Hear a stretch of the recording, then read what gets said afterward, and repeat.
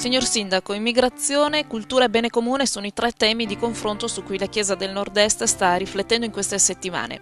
Nella sua esperienza di Sindaco di Vicenza, qual è il percorso attraverso cui affrontare queste sfide future? Io penso che stiamo attraversando un periodo di difficoltà delle famiglie, della società e la difficoltà dell'economia, ma che rappresenta anche alcune fragilità. Ad esempio, la solitudine, l'egoismo, sono fragilità che fanno vedere il diverso come un elemento dal quale avere paura, di cui avere paura, dal quale essere lontani. Questo è un problema civile, ma è anche un problema che sta tutto dentro alla riflessione che il cammino della Chiesa Triveneta sta facendo. La crisi ci può aiutare a vedere luci in un mondo di tante debolezze, di tante fragilità, di tanto buio? Io penso di sì. Nuova evangelizzazione, problema od opportunità? E torno a questo problema sentito da alcuni come un problema e invece sentito da me sindaco come una grande opportunità, che è il tema delle differenze.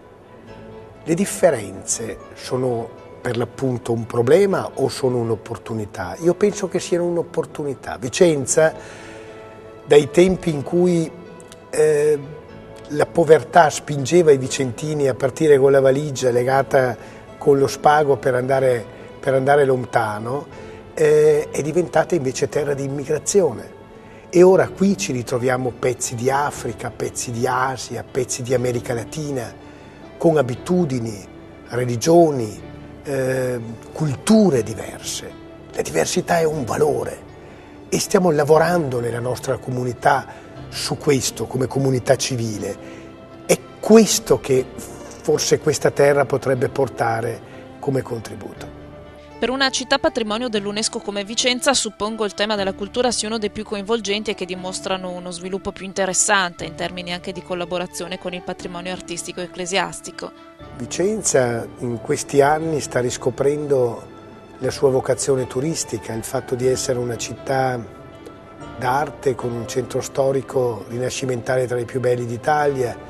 Riapriremo dei monumenti patrimonio dell'umanità, dell'UNESCO, come la Basilica Palladiana, che sono simboli della vicentinità.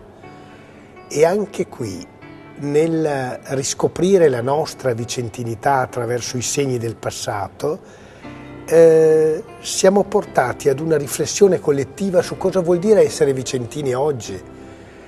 Questa che è stata una terra e che è tuttora una terra di missione, non solo di sacerdoti, di suore, di donne e di uomini di chiesa, ma anche di laici. Cosa vuol dire essere vicentini oggi? Secondo me vorrebbe dire cercare di riscoprire il passato e però tendere anche al futuro con nell'animo la generosità e la fraternità. Quale mano tende il mondo laico alla Chiesa in un periodo storico come questo? Nella società contemporanea il cittadino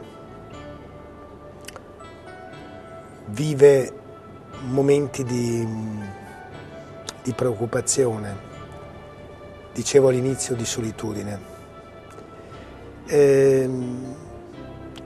Tutto ciò che riflette e che fa riflettere sulla condizione dell'uomo moderno aiuta l'uomo e quindi l'animo laico è un animo di speranza e di attesa, quasi di curiosità, forse addirittura di speranza.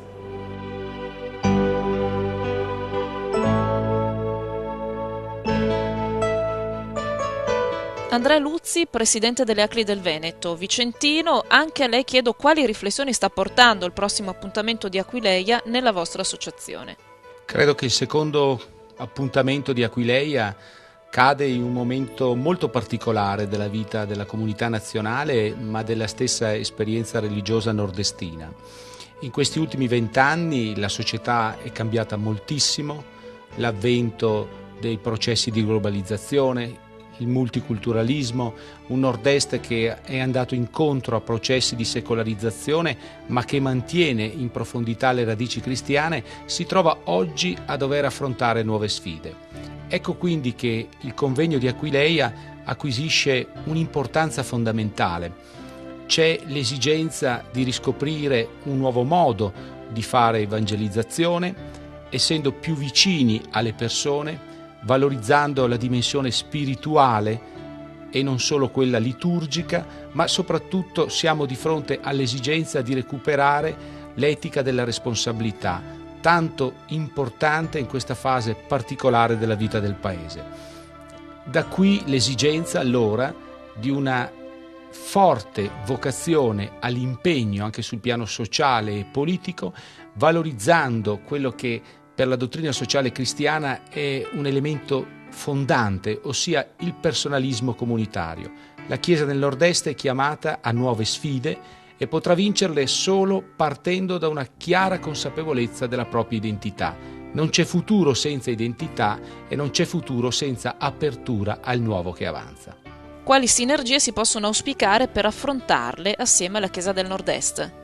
Le ACLI in Veneto intercettano ogni anno oltre 500.000 di cittadini, molti dei quali, svariate migliaia, provengono da altre aree d'Europa e anche del mondo.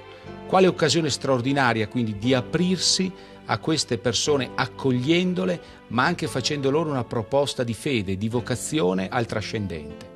Credo che le ACLI possano rappresentare un'articolazione straordinaria per la pastorale e per la nuova evangelizzazione nel territorio veneto. A fianco a questo però abbiamo l'urgenza dirimente di far riscoprire un impegno nella comunità non solo cristiana ma anche civile rispetto alla dimensione sociale e politica. Ecco, io credo che la direttrice dell'impegno alla vocazione sociale e politica e alla nuova evangelizzazione rappresenteranno due asset fondamentali dell'impegno delle ACLI da qui ai prossimi anni.